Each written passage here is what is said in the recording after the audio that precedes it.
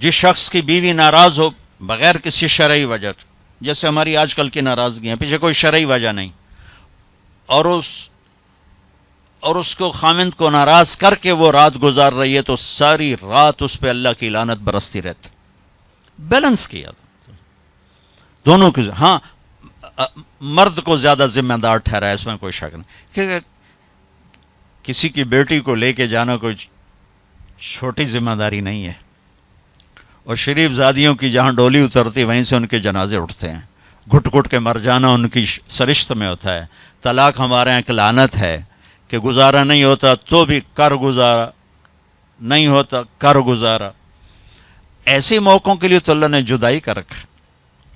میں اپنے گاؤں میں تھا، ایک بچی رات کو دیہات، رات کو چھوٹا بچہ لے کر، وحشت زدہ، ارے کہاں سے آئی ہو؟ کہا جی میں فلاں جگہ، میں نام لیں، فلاں جگہ سے آئی ہوں۔ کیا کرنا ہے؟ کہا جی مجھے میرے خامند سے بچاؤ، مجھے طلاق لے دو۔ میں نے کہا بیٹی اپنے ماں باپ سے کیا، میرے پاس کیا کرنے آگی؟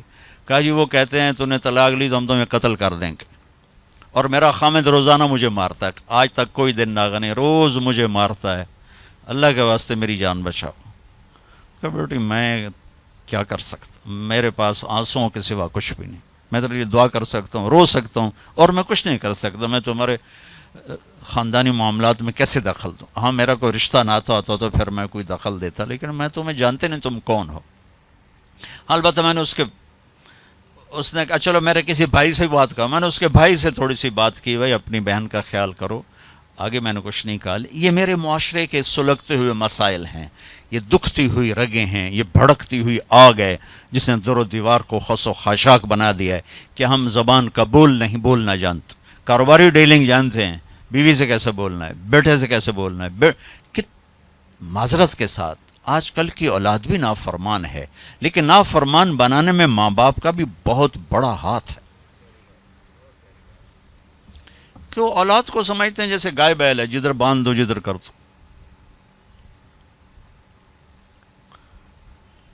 ابھی چند دن پہلے وہ ہمارے گھر پہنچ گئی، میرے گھر کو کہ جی وہ ماں باپ شادی کرنا چاہتے ہیں اور میں وہاں نہیں کرنا چاہتی، اور میرا باپ کہتا ہے تم مر جا میرے لیے، بھائی یہیں کروں گا اور کہیں نہیں کروں گا۔ اس کی عمر اتنی زیادہ ہے، میری عمر یہ ہے، 20-25 سال کا 20 میں فرق ہے، کہ میرا ادھر ہی کرنی ہے، نہیں تو تیری نہیں کرنی، بیٹھی رہو۔ یہ والدین کا جبر ہے۔ تو میرے نبی پاک صلی اللہ علیہ وسلم نے ایک خوبصورت طریقہ زندگی سکھایا، گھروں کو آباد کر کے بتایا۔ وہ طریقہ جو بھی اپنائے گا اس کے گھر میں خوشحالی ہوگی، خوشی ہوگی، خوشی۔ اور اس کا ایک لفظ ہے، ایک دوسرے کو برداشت کر۔ یہ آتے ہی بیوی میری غلام بن کے چلے، میں حاکم ہوں، اور بیوی آتے کہ ہونی تھے میری چلے گی، تیری ماں دی نہیں چلے گی، تو سوائے پھر بھڑکتی آگ کے کچھ بھی نہیں ہوگا۔ رشتوں کو میرے بھائی بہنوں صرف برداشت سے چلایا جاتا ہے، رشتوں پر مسلط ہو کے رشتے آباد نہیں ہوتے، جھکنا پڑتا ہے، سہنا پڑتا ہے، دبنا پڑتا ہے۔ جو دبنا سیکھے گا اللہ کی قسم اس کی زندگی خوبصورت ہو جائے گی۔ اس کا شکل صورت سے تعلق نہیں، سونے چاندی زیور سے تعلق نہیں، خوبصورت اخلاق زندگی کو 4 چاند لگا دیتے ہیں۔ بد اخلاقی زندگی، میرے نبی میں ایک حدیث یاد آ گئی، اجتنبوا الدمن الخضراء۔ تو آپ کے الفاظ تھوڑا مشکل تھے، تو صاحب نے کہا رسول اللہ، آپ نے کہا الدمن الخضراء سے بچو۔ یا رسول اللہ دمن خضراء کیا ہوتا ہے؟ آپ نے کہا المرأة الحسنہ فی المنبت السوء، بد اخلاق خوبصورت عورت سے بچو، اس کے حسن پہ نہ ریجھ جانا ورنہ زندگی تباہ ہو جائے گی۔ بد اخلاق سے بچو، بد اخلاق سے بچو۔ آدمی بھوک پر گزارا کر سکتا ہے، کڑوے بول پہ گزارا نہیں کر سکتا۔ عزت دو ایک دوسرے کو، گھروں کو آباد کرنا، عزت دو۔ میرے نبی نے عزت دے کر دکھایا۔ عرب میں جب عورت ناپاکی کی حالت میں ہوتی تھی تو وہ اپنے خامند کے ساتھ نہیں سو سکتی تھی، الگ کر دیا جاتا تھا اسے. حضرت ام سلمہ رضی اللہ تعالیٰ عنہ، حضرت ام سلمہ رضی اللہ تعالیٰ عنہ، وہ رات کو اللہ کے نبی کے ساتھ ایک چارپائی پر سوئے ہوئے، تو انہیں محسوس ہوا کہ وہ ناپاکی کی حالت میں چلی گئیں. وہ چپ کر کے اٹھ گئیں اور جا کر کپڑے تبدیل کر کے ایک طرف ہو. آپ کی آنکھ کھلی، دیکھا ام سلمہ نہیں، دیکھا تو ادھر.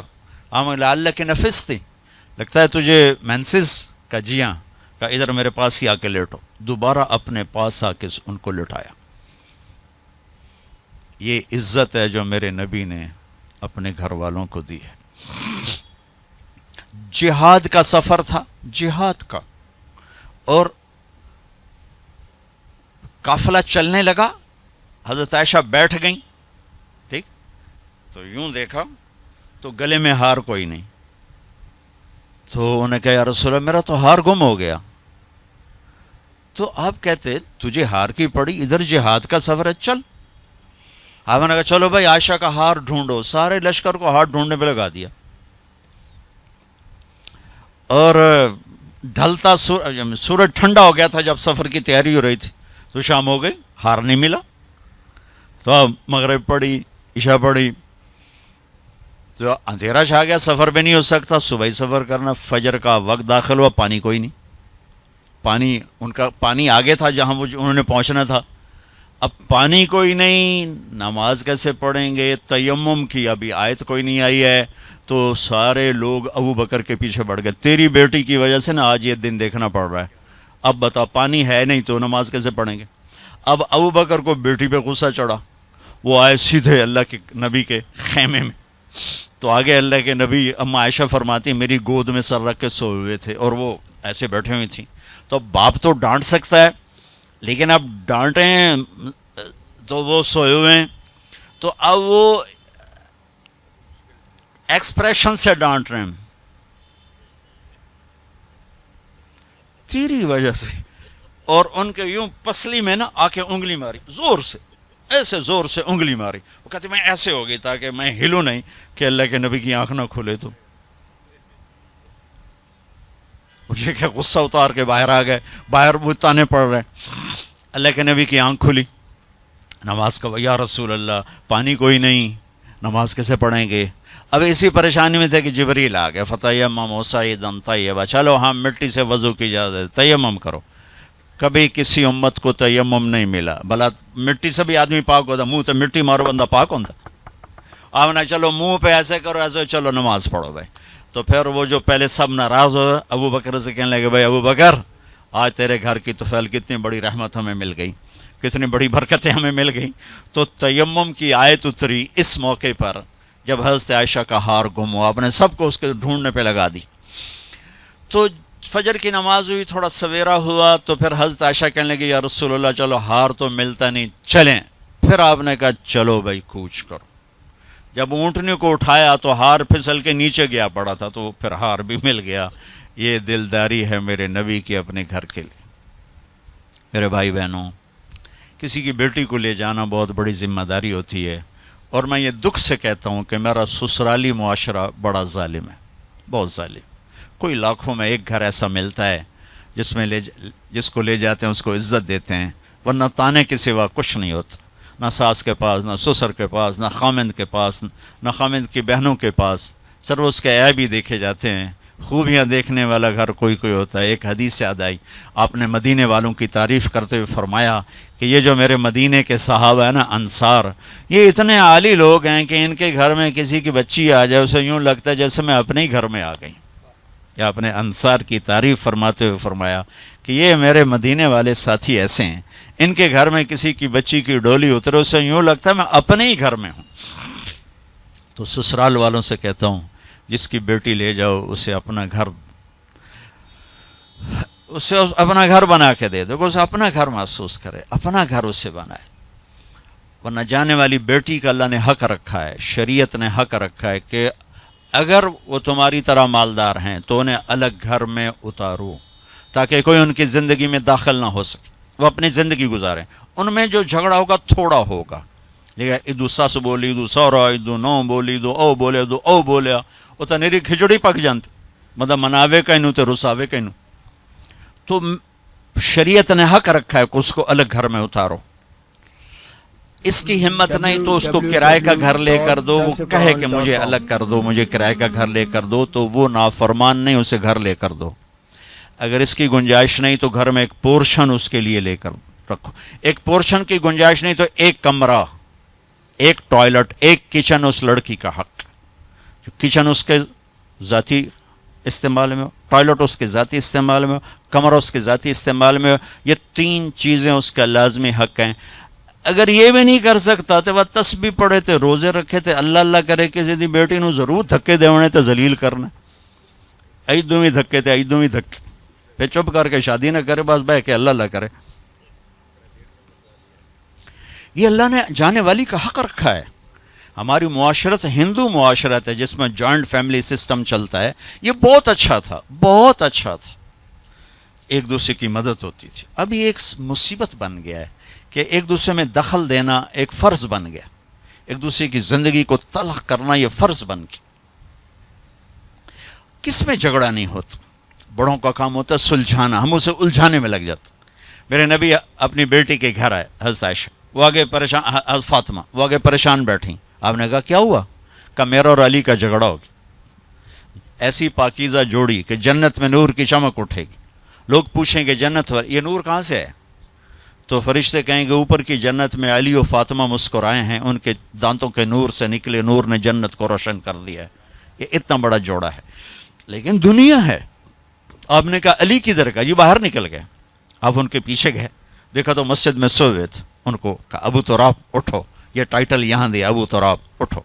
ان کو لے کر آئے, گھر تشریف لائے, زمین پر لیٹ گئے. علی کو دائیں طرف لٹایا اور فاطمہ کو بائیں طرف لٹایا. علی کا ہاتھ پکڑ کے اپنے پیٹ پر رکھا, ادھر سے فاطمہ کا ہاتھ پکڑ کے علی کے ہاتھ پر رکھا, اور بیٹی کے ہاتھ کے اوپر اپنا ہاتھ رکھا. اب یہ علی کا ہاتھ, یہ فاطمہ کا ہاتھ, یہ میرے نبی کا ہاتھ علیہم الصلوات و تسلیمات. ٹھیک. اور فرمایا بولو بھائی ہماری صلح ہو. پوچھا نہیں کی لڑائی ہو, اے جڑے پوچھنے والے ہو لڑا کے آ جان, تو کیا کیا ابھی, تو کیا کیا, او ڈھیر لڑ لڑ کے ویلے ہوئے بیٹھے. تو میرے نبی نے پوچھا نہیں ہاں بھائی تو کیا کہتے اور تو کیا کہتی. میرے نبی نے یہ کیا اور کہا علی فاطمہ کہو ہماری صلح ہو گئی. دونوں نے کہا جی ہماری صلح ہوگی.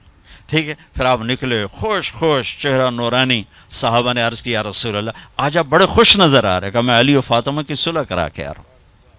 یہ بڑوں کا کام ہوتا ہے. اب لڑکی والے اپنے اٹھا لیتے ہیں, کمر کس لیتے ہیں سوٹے, اور ادھر لڑکے والے اپنے سوٹے کس لیتے ہیں, بچے کی زندگی برباد ہو کے رہ جاتے. جوڑنے کی بجائے دونوں طرف توڑ چکے. نہ قرآن کا پتہ ہے نہ سیرت کا. دیکھو میں ہاتھ جوڑتا ہوں, قرآن پڑھو, اپنے نبی کی زندگی پڑھو, تاکہ ہمیں اور آپ کو پتہ تو چلے کہ زندگی کیسے کیسے ہیں, زندگی گزارنی کیسی. میرے نبی سے پوچھ کے موت آئی, پوچھ کے موت آئی. واحد ہستی ہیں جن سے موت پوچھ کے آئی. ٹھیک ہے. 12 ربیع الاول 11 ہجری 7 جون 633 عیسوی جبریل اندر آئے. یا رسول اللہ باہر ملک الموت کھڑا ہے, اندر آنے کی اجازت چاہتا ہے. یہ وہ دربار جہاں موت پوچھ کے آئی. تو آپ نے کہا آ جائے. ملک الموت اندر آیا, کہا السلام علیکم یا رسول اللہ. اور پھر کہا یا رسول اللہ آپ پہلی ہستی ہیں جنہیں میں سلام کر رہا ہوں, میں نے کبھی کسی کو سلام نہیں کیا. کہ یا رسول اللہ آپ پہلی ہستی ہیں, اللہ نے فرمایا پوچھ کے اندر جانا, بغیر پوچھے نہ جانا. اللہ اکبر. پوچھے گا اللہ ہم میں سے کسی سے. یا رسول اللہ اللہ نے فرمایا آنا چاہیں تو لے آنا, رہنا چاہیں تو چھوڑ کے آ جانا. ٹھیک ہو. اچھا آپ کیسے تھے؟ اما عائشہ ایسے بیٹھی اور آپ اما عائشہ کے سینے پر سر رکھ یہ کیفیت ہے. تو آپ فرماتے اچھا ٹھیک ہے, میں اٹھتا ہوں, میں وضو کرتا ہوں, 2 نفل شروع کرتا ہوں, جب میں سجدے میں جاؤں میری جان نکال لینا. ہم دعائیں میں یا اللہ سجدے کی موت عطا فرما. کتنے لوگ ہیں دعائیں کرتے ہیں یا اللہ نماز پڑھ رہے ہیں موت آ جائے, سجدے میں سر ہو موت آ جائے. کتنی تمنا, میں خود دعا مانگتا ہوں. تو آپ کہتے کہ تم ٹھہرو میں وضو کر لوں, جب میں سجدے میں سر رکھوں میری جان نکال لینا. آپ نے اپنی بیگم کے سینے پر سر رکھے ہوئے ہی موت کو قبول کیا کہ یہیں نکالو، یہیں نکالو، وہیں لیٹے لیٹے۔ اس لیے میری ماں حضرت عائشہ فرماتی تھی میرے نبی میرے سینے اور ٹھوڑی کے درمیان اللہ کے پاس حاضر ہوئے، مات فی سحری و نحری۔ یہ بھی ایک پیغام تھا، یہ بھی ایک پیغام تھا کہ آپ اپنی بیگم کے سینے پر سر رکھ کے دنیا سے جدا ہوئے ہیں اور اللہ کی بارگاہ میں پہنچے۔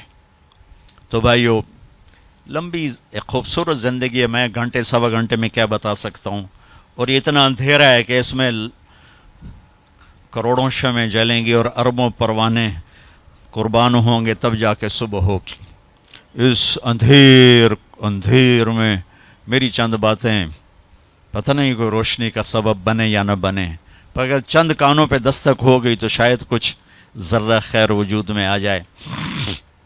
بھائیو، اپنے نبی کی زندگی سیکھو، اپنے نبی کی زندگی کے مطابق چلنے ڈھلنے کی کوشش کرو۔ یہ تبلیغ کا کام بھی اس کو سیکھنے کی ایک خوبصورت محنت ہے، جو کرے گا اللہ تعالیٰ اس کی دنیا بھی بنائے گا، اللہ تعالیٰ اس کی آخرت بھی بنائے گا۔ آخری بات یہ کہتا ہوں، اپنے گھروں کو آباد کرنا ہے تو اس زبان پہ قابو پانا سیکھ لیں، اس زبان پہ قابو پانا سیکھ لیں، اس زبان پہ قابو پانا سیکھ لیں، انشاءاللہ میرے آپ کے گھر آباد ہو جائیں گے۔ اللہ تعالی ہمیں عمل کی توفیق۔